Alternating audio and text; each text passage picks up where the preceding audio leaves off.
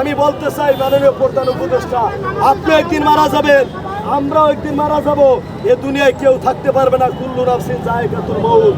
কিন্তু আপনি জেনে রাখেন, আপনার এই বয়স একেবারে শেষ প্রান্তে, আপনাকে আল্লাহ বোনাস হায়াত দান করছেন। আপনি একদিন মারা যেতে পারতেন, মারা যাবেনও, চলো খুশি হইতেন। হয়তো এর বিনিময় আমাদের প্রধান উপদেষ্টাকে আল্লাহ, সে যে ধর্ম না বর্ণ, সে যেটা মানে অন্তরে, আল্লাহ তাকে সেই শান্তির জায়গায় রাখতে ভেস্তে। সে যেহেতু মুসলমান, আল্লাহ তাকে ভেস্তে উপাধি, তাকে জান্নাতুল ফেরদাউসে দান করতেন। করা ঠিক কিনা? এই জুলাই সনদ বাস্তবায়ন না হওয়ার কারণে, যদি জুলাই সনদ বাস্তবায়ন হতো, সে যে একজন বীর মুক্তিযোদ্ধা হতেন, অথবা সে একজন বীর উত্তম হতেন, একটা ভূষী উপাধি পাইতেন। কিন্তু প্রধান উপদেষ্টা কার মহলে পড়ে, প্রধান উপদেষ্টা কার ইঙ্গিতে, কোন রাষ্ট্রের চাপে, কোন দলের চাপে?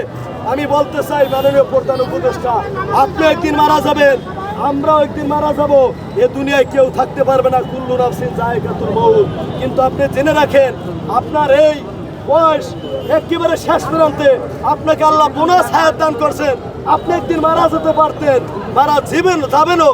কিন্তু আপনি এমন একটি জাতিকে কাজ রেখে যান, আপনার কাছে আপিত্ত আমাদের জুলাই সনদটারে বাস্তবায়ন করেন। আমরা এখনো ভয় আতঙ্কে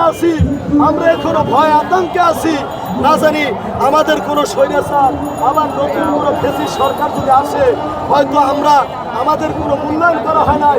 আমার একে 3-4টা দাঁত নাই, এই আন্দোলনে এর সাথে পরে আইনের সাথে বাড়ি খেয়ে আমার দাঁত নাই, এখানে দাঁতগুলো নাই, আমাদের দাঁতগুলো নাই, এভাবে অনেকগুলো দাঁত নাই। আমরা হয়তো মারা যেতাম, বোনাস পেয়েছি। এই জন্য আপনাদের কাছে আমি বলতে চাই, আমার এই কথাটুকু যদি মাননীয় প্রধান উপদেষ্টা একটু মূল্যায়ন করতেন, যে আমাদের জুলাই সনদটা যদি আগে আমল বাস্তবায়ন করে এবং হাদিভাইয়ের হত্যার বিচারটা যদি করত, আমরা হয়তো শান্তি পাইতাম, হাদিভাই শান্তি পাইত, আল্লাহ খুশি হইতেন, আল্লাহ খুশি হইতেন, রসুলও খুশি হইতেন। হয়তো এর বিনিময় আমাদের প্রধান উপদেষ্টাকে আল্লাহ, সে যে ধর্ম না বর্ণ, সে যেটা মানে অন্তরে, আল্লাহ তাকে সেই শান্তির জায়গায় রাখতে ভেস্তে। সে যেহেতু মুসলমান, আল্লাহ তাকে ভেস্তে উপাধি, তাকে জান্নাতুল ফেরদাউসে দান করতেন। করা ঠিক কিনা? এই জন্য আমরা বলতে চাই, মিডিয়া ভাইদের মাধ্যমে আমার এই কথাগুলো প্রধান উপদেষ্টার কাছে একটু পৌঁছেই দিবেন।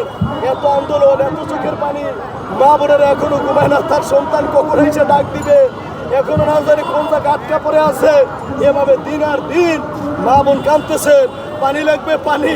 এখনো সেই আবু সাইদ মুক্তের ডাক এখনো শেষ হয় নাই, আমাদের সেই হাদিভাইয়ের হাসি এখনো শেষ হয় নাই। এমন একটি হাদিভাই আর খুঁজে পাবো না। আমিও চাই হাদিভাইয়ের মতো জীবন দিয়ে আমিও শহীদ হতে চাই। আপনারা দেখে রাখেন, আমরা যেমনিভাবে আমরা 2024-এ আমরা যেরকম বিপ্লব অর্জন করছি, হয়তো আমরাও মারা যাব, হয়তো আমিও মারা যাব। কিন্তু আমি বলে যেতে চাই, আমার প্রধান উপদেষ্টা সহ সামনে যে সরকারে আসেন না কেন, আপনি এই জুলাই সনদের উপর দিয়ে আসতেছেন, আপনি জুলাইয়ের সনদের উপর দিয়ে আসতেছেন। যে সরকারি আসেন না কেন, আপনি জুলাই সনদের উপর ভিত্তি করে আসতেছেন, নাহলে এখনো থাকতো অবৈধ।